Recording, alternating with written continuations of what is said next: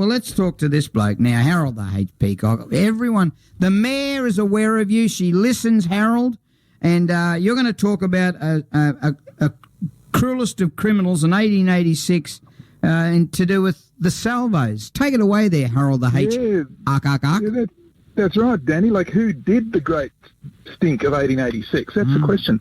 Because in August 1886, the Salvation Army in Ipswich caused such a stink that they ended up in court with accusations that I don't think have been seen anywhere else in Australia. The good work of the Salvos was put under scrutiny earlier that month when the Toowoomba alderman, John Gargett, complained about what he said was the insufferable nuisance and danger the public endured by their Salvation Army processions. Really? Now, Gargan had just completed his 4th year as Toowoomba mayor and arranged for the Inspector of Nuisances to interview the leader of the army and suggest some changes. Of particular concern to Alderman Gargett was what he said was making night hideous by the twanging of tambourines. So quite simply, he just didn't like the music. But it was just a couple of weeks after that the scrutiny was transferred here to Ipswich and raised to another level. That's when the Salvation Army meeting in the Ipswich School of Arts building was so severely disrupted that they all ended up in court. Wow. Now, key witness to the events was the Ipswich grocer, George Seaman. You might remember him that he was a key witness in convicting Australia's youngest forger that I told you about last week. Yes. But this time it was Seaman. He should have changed his name by deed poll. Well, he didn't have time because this was shortly afterwards, because this time Seaman stated that he smelt a horrible stench during the early part of the Salvos meeting.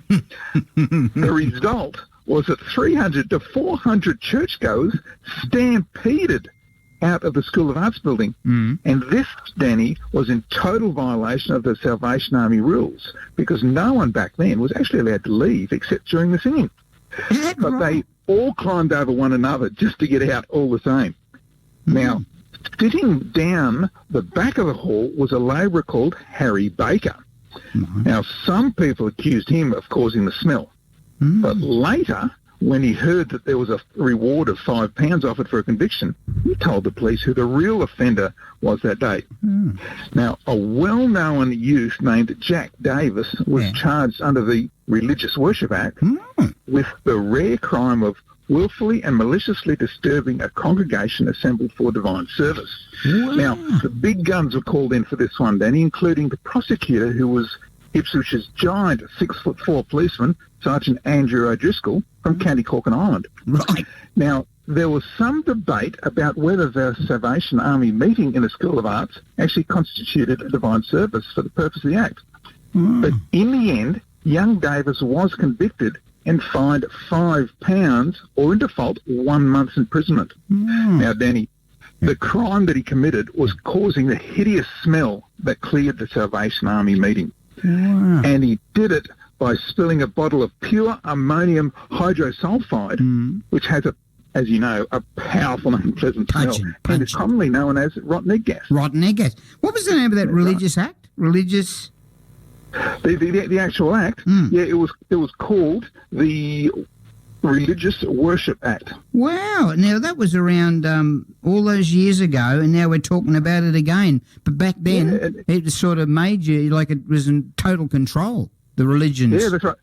Yeah, and in fact, although if you ask anyone in the Salvation Army in Ipswich today, and none of them will mention the great stink of 1886, and that's because it's probably best forgotten. It was chaos for them for a while. Mate, another great stinky yarn that you've brought to us, and you're important to this program. I want you to know we get a lot of good feedback about you. We're building something here, something great, right? We are. In fact, listening right now is one of the Salvation Army's great buglers, Brad Strong. He's listening live right now out at Marburg.